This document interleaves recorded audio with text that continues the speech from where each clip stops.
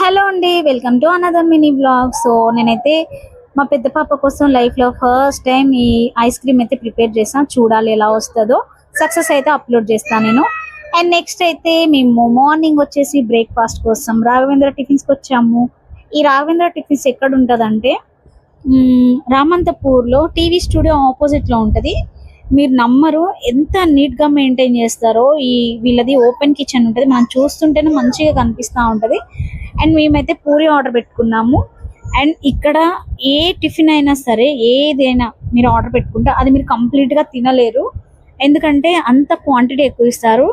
Taste అయితే చాలా బాగుంటుంది. అండ్ అన్ని రాఘవేంద్ర టిఫిన్ సెంటర్స్లో పోలిస్తే ఈ రాఘవేంద్ర టిఫిన్ సెంటర్లో మీకు కాస్ట్ చాలా రీజనబుల్.